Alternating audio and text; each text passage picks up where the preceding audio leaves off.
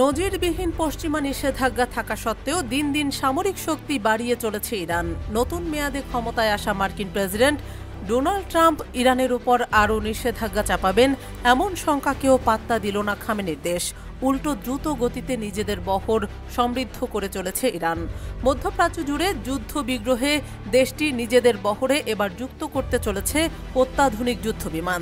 জানা গেছে, রাশিয়ার তৈরি সুখুই 35 যুদ্ধবিমান কিনছে তেহরান।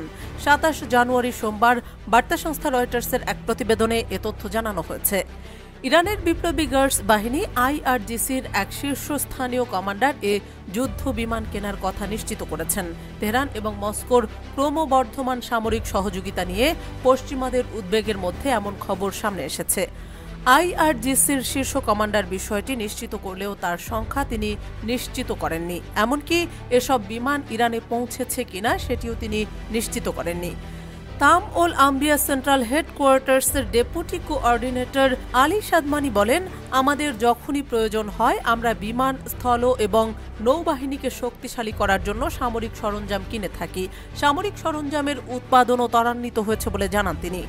ইরানের আঞ্চলিক প্রতিদ্বন্দ্বী দখলদার ইসরায়েলকে হুঁশিয়ারি দিয়ে তিনি বলেন, যদি শত্রুরা বোকামি করে তাহলে তারা আমাদের ক্ষেপণাস্ত্রের আঘাতের তিক্ত স্বাদ পাবে এবং অধিকৃত অঞ্চলে তাদের কোনো স্বার্থই নিরাপদ থাকবে না।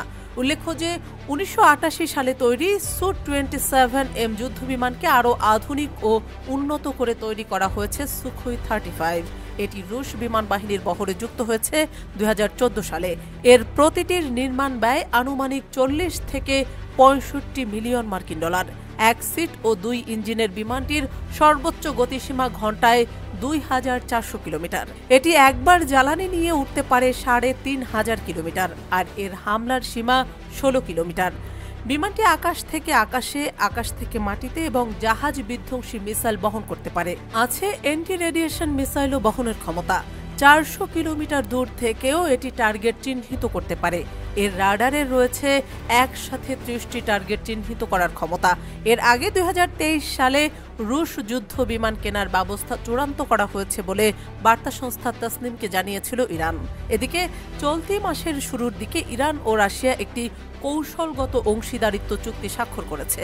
যদিও চুক্তিতে সরাসরি অস্ত্র সরবরাহের বিষয়ে উল্লেখ ছিল না, তবে এতে রাশিয়া ইরানকে সামরিক প্রযুক্তিগত সহযোগিতা বাড়ানোর প্রতিশ্রুতি দিয়েছে।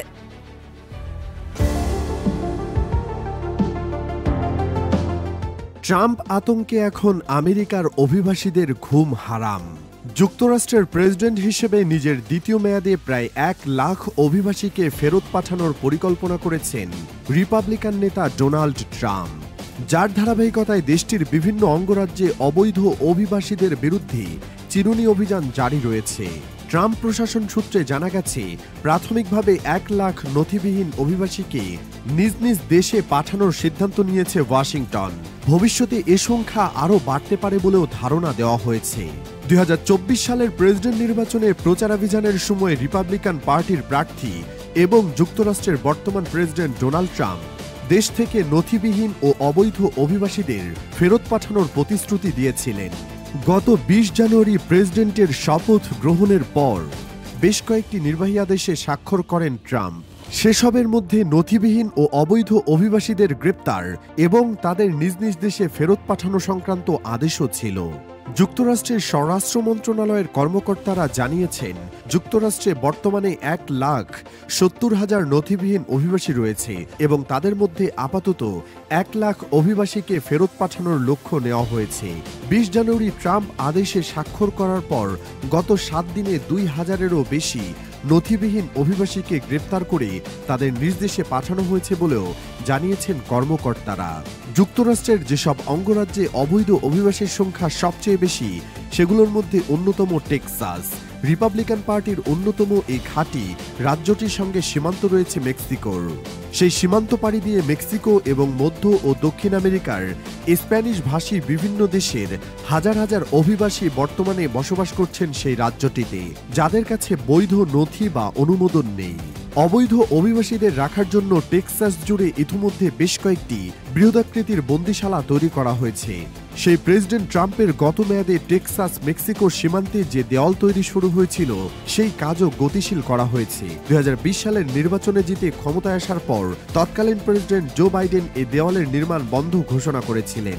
টেক্সাসের অনেক স্থানীয় মার্কিনীয় এক্ষেত্রে আইনশৃঙ্খলা বাহিনীকে তথ্য দিয়ে সহযোগিতা করছেন, যা সেখানকার অভিবাসীদের মধ্যে আতঙ্ক আরও বাড়িয়ে তুলেছে। কয়েকদিন আগে টেক্সাসের একটি স্কুলের শিক্ষক সামাজিক যোগাযোগ মাধ্যম এক্সে পোস্ট করা এক বার্তায় লিখেন, আমার স্কুলে এমন বহু সংখ্যক শিক্ষার্থী রয়েছে যারা ইংরেজিতে কথা বলতে পারে না। এই শিক্ষার্থীদের সবাই দশম ও একাদশ শ্রেণীতে পড়ে এবং আমার সঙ্গে যোগাযোগের জন্য আইফোনের ট্রান্সলেটর ব্যবহার করে। আর এই পোস্টের পরপরই ওই স্কুলে অভিযান চালিয়ে কয়েকজনকে গ্রেফতার করেছে মার্কিন পুলিশ এবং ইমিগ্রেশন অ্যান্ড কাস্টমস এনফোর্সমেন্ট বাহিনীর সদস্যরা। পরে অবশ্য ব্যাপক সমালোচনার মুখে গ্রেপ্তারকৃতদের ছেড়েও দেওয়া হয়েছে। এদিকে নথিবিহীন অভিবাসীদের গ্রেপ্তারে যে বিরতিহীন অভিযান শুরু করেছে দেশটির পুলিশ ও আইনশৃঙ্খলা বাহিনীর সদস্যরা, তা একদিকে যেমন তীব্র ভীতি সৃষ্টি করেছে অবৈধ অভিবাসীদের মধ্যে, তেমনি আতঙ্ক উস্কে দিচ্ছে বিভিন্ন ভিসায় যারা যুক্তরাষ্ট্রে বসবাস করছেন তাদের মধ্যেও। গত বছরের মাঝামাঝি সময়ে সোশ্যাল মিডিয়ায় কোকা-কোলা পণ্যের বয়কটের ব্যাপক ডাক ওঠে। বলা হয়, গাজায় আগ্রাসন চালানো ইসরায়েলের সঙ্গে সম্পর্কযুক্ত কোম্পানি ও পণ্য বয়কটের ঘোষণায় ব্যাপক সংকটাপন্ন পরিস্থিতিতে পড়ে যায় কোকা-কোলা। পরে পরিস্থিতি কিছুটা স্বাভাবিকের দিকে গড়ালে কোম্পানিটি একটু একটু করে উঠে দাঁড়াতে শুরু করে।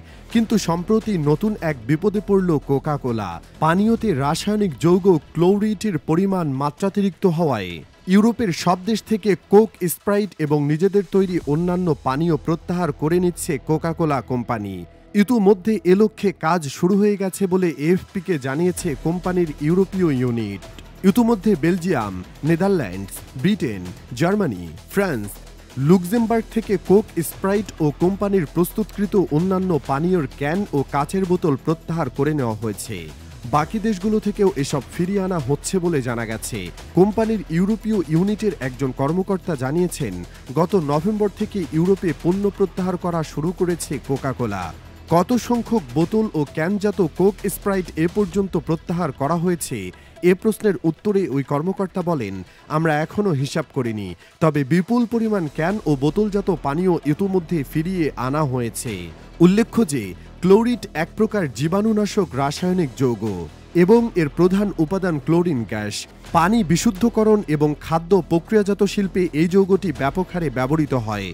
ইউরোপের দেশগুলোর জোট ইউরোপীয় ইউনিয়ন ইইউ এর অধিভুক্ত সংস্থা ইউরোপিয়ান ফুড সেফটি অথরিটি ইফসা 2015 সালে একটি গবেষণা পরিচালনা করে। এতে দেখা যায়, খাবার কিংবা পানীয় প্রস্তুতের ক্ষেত্রে নির্দিষ্ট মাত্রায় ক্লোরিট ব্যবহারের কোনো সমস্যা নেই, তবে খাবার পানীয়তে নির্দিষ্ট মাত্রার চেয়ে বেশি ক্লোরিটের উপস্থিতি থাকলে তা দীর্ঘমেয়াদে শিশু ও অপ্রাপ্ত বয়স্কদের স্বাস্থ্যের জন্য ক্ষতির কারণ হতে পারে। কোকা-কোলার বেলজিয়াম ইউনিটের এক কর্মকর্তা বার্তা সংস্থা এএফপিকে বলেছেন, বেলজিয়ামের অধিকাংশ দোকানের স্টোর থেকে কোক, স্প্রাইটের কাচের বোতল এবং ক্যান সরিয়ে ফেলা হয়েছে। বাকি দোকানগুলো থেকেও শীঘ্রই সরানো হবে। ফ্রান্স অবশ্য বিপরীত। কোকা-কোলার ফ্রান্স শাখার এক কর্মকর্তা এএফপিকে এ প্রসঙ্গে বলেছেন, এ অভিযোগ ওঠার পর আমরা কয়েকজন স্বীকৃত ও নিরপেক্ষ বিশেষজ্ঞদের দিয়ে কোক, স্প্রাইট পরীক্ষা করিয়েছি। তারা জানিয়েছেন, পানীয়তে ক্লোরিটের উপস্থিতি রয়েছে ঠিকই, কিন্তু তা কোনো বয়সী মানুষের স্বাস্থ্যের জন্য ঝুঁকিপূর্ণ নয়। তাই আমরা কোক, স্প্রাইট ফিউজটি প্রত্যাহার না করার সিদ্ধান্ত নিয়েছি। এমন সিদ্ধান্তের ফলশ্রুতিতে ফ্রান্সের বিভিন্ন স্টোরে এখনও আগের মতোই কোকা-কোলা কোম্পানির পণ্য বিক্রি হচ্ছে বলেও জানিয়েছেন ওই কর্মকর্তা।